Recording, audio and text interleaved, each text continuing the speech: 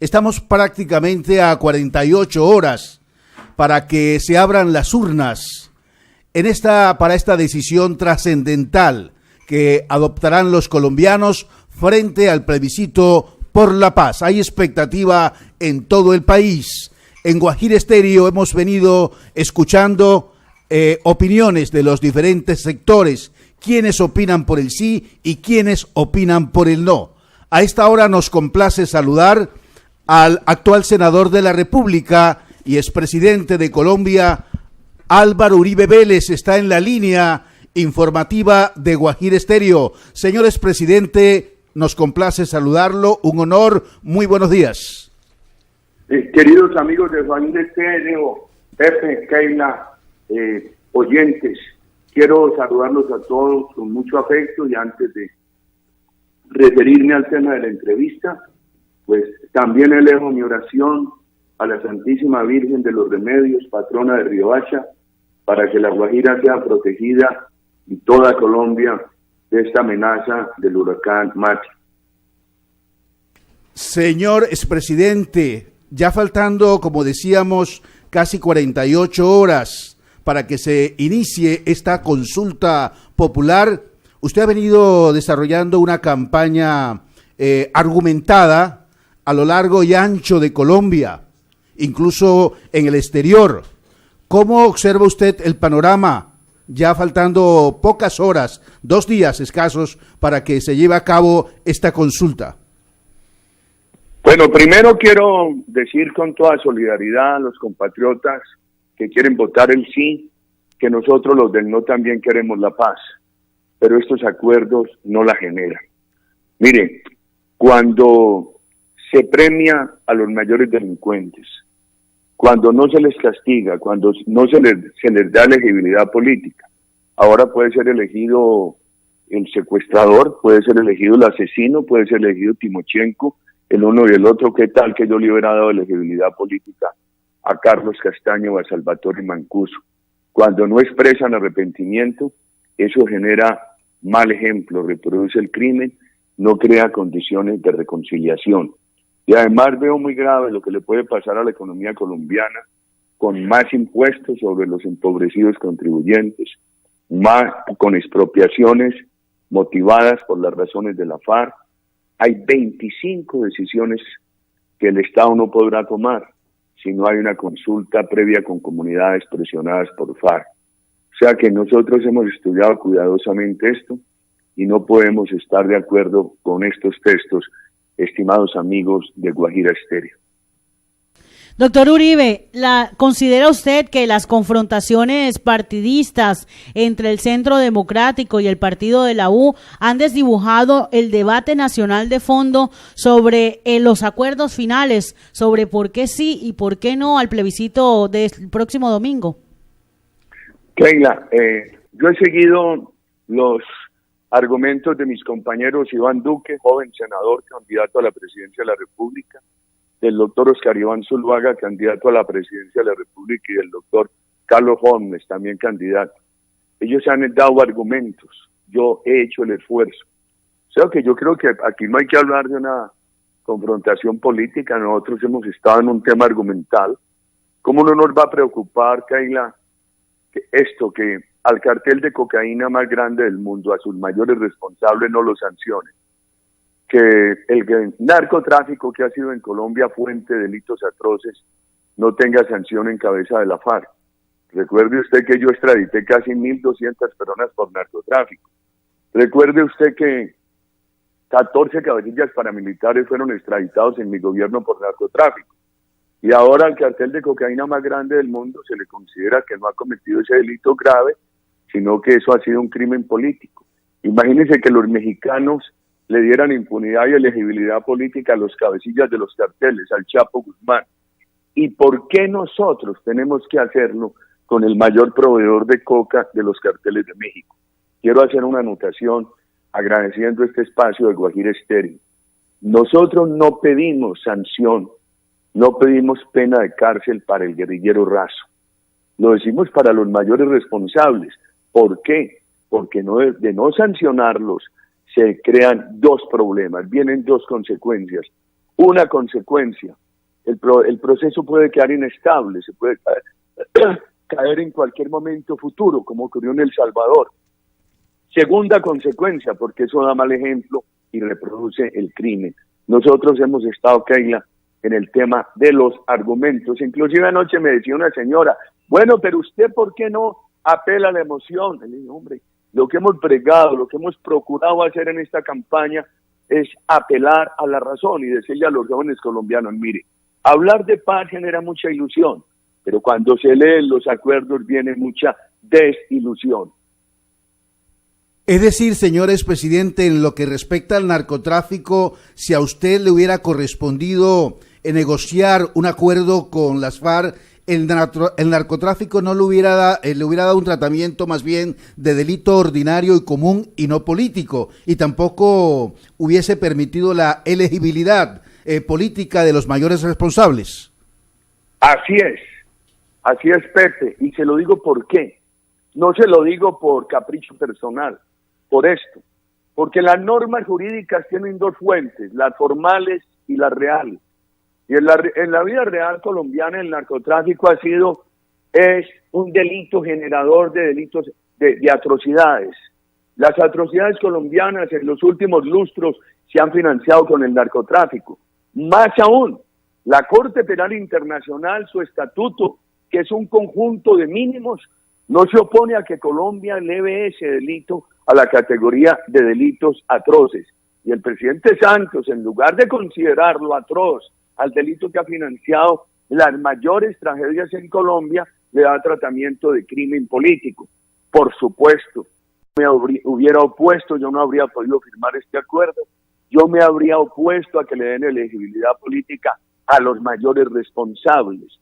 Eso no se compadece con las democracias. Estados Unidos no lo permite, México, España, Bélgica, Francia, Perú, Chile, Argentina. ¿Por qué nosotros, que hemos tenido una democracia respetable, estimado Pepe? Y algunos me dicen, pero ¿a usted qué le parece grave, hombre? Empiece por un detallito. Al empobrecido, a La Guajira le quitaron las regalías.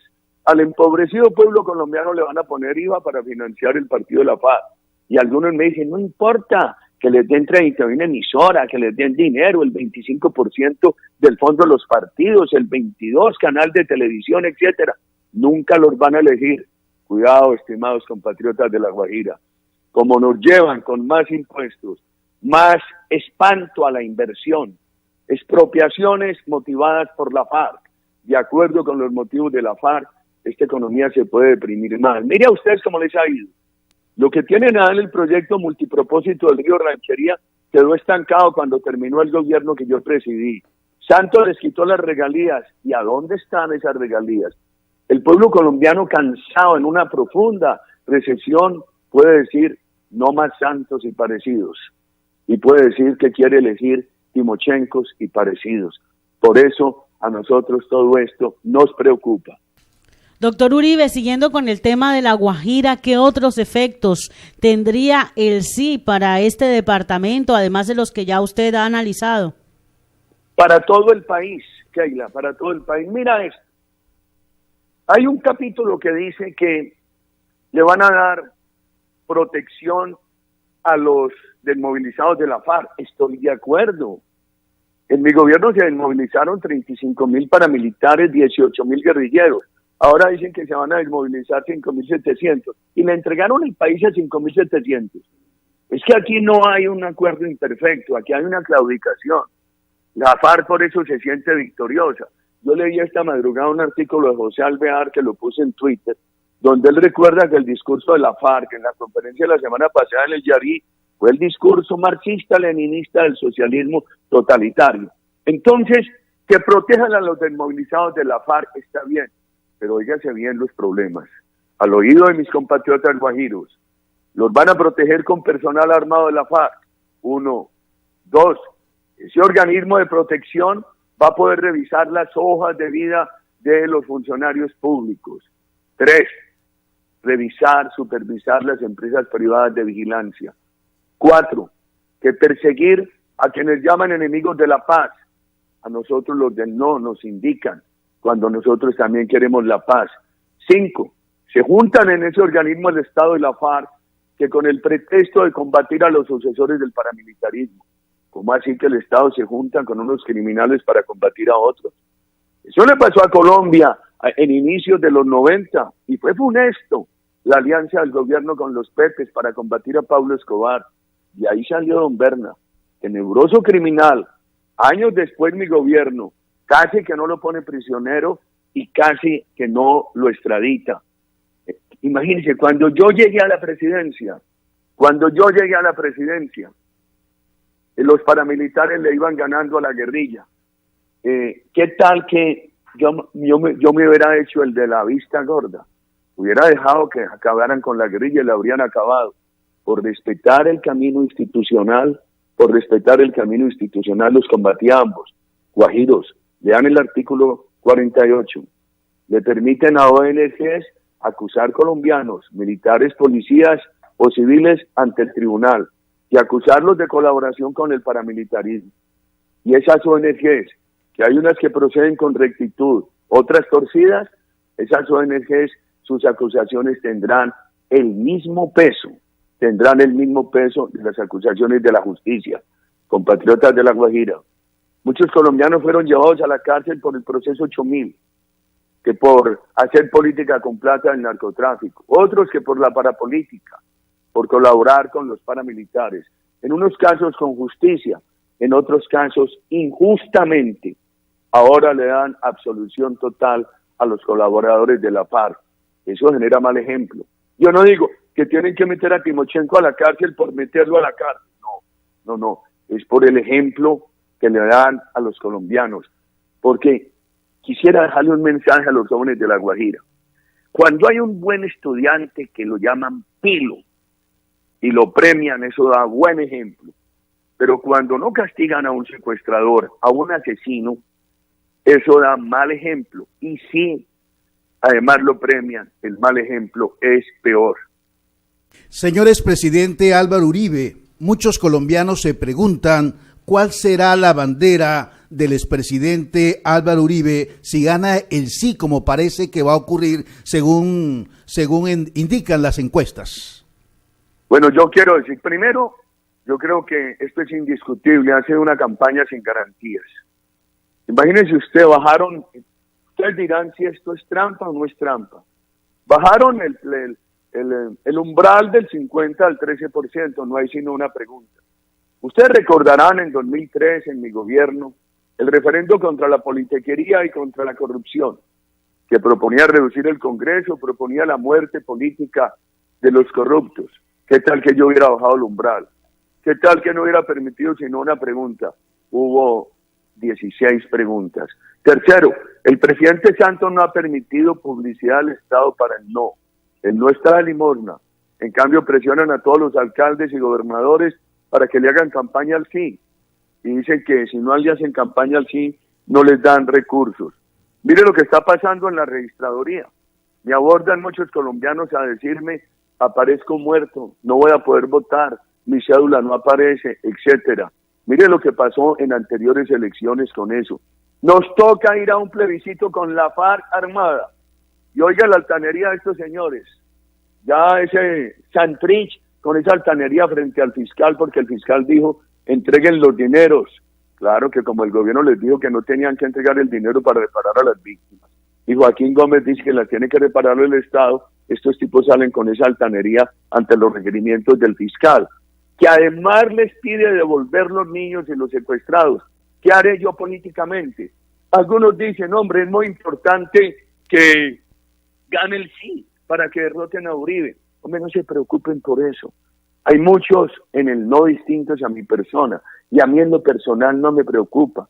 Yo tengo 64 años, he vivido 128, soy sobreviviente de 17 atentados, tengo este pelo irreversiblemente blanco, como dicen en la Colombia rural, plátano maduro no vuelve a verde. A mí me preocupa esto es por el futuro de la patria. Ustedes tienen cerquitica de Venezuela y eso ha sido un desastre, y para nada nos llevan, queridos amigos de La Guajira. Les digo una cosa, el no por lo menos es una señal para que se puedan corregir los acuerdos. ¿Qué hacemos con el sí? Si todos lo suben a la Constitución. Llega un gobierno en el 2018 y encuentra que volvieron al país ingobernable, va a enfrentar esa reforma, le van a decir, no, es que quedó en el bloque de constitucionalidad. Por eso mis compañeros, Iván Duque, Oscar Iván, Carlos Jorge, dicen, votan no.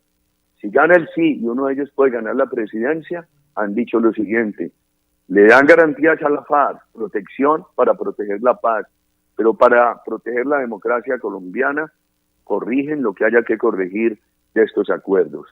Yo quiero agradecerles de todo corazón a ustedes en Guajira Estéreo. Ustedes saben que yo quiero esa tierra, que tengo una amiga común con ustedes, que es Nuestra Señora de los Remedios, y me dará mucho gusto verlos en los próximos días. Señores presidente, muchísimas gracias. Muy amable por atender la invitación de Guajira Estéreo. Muchas gracias, Pepe.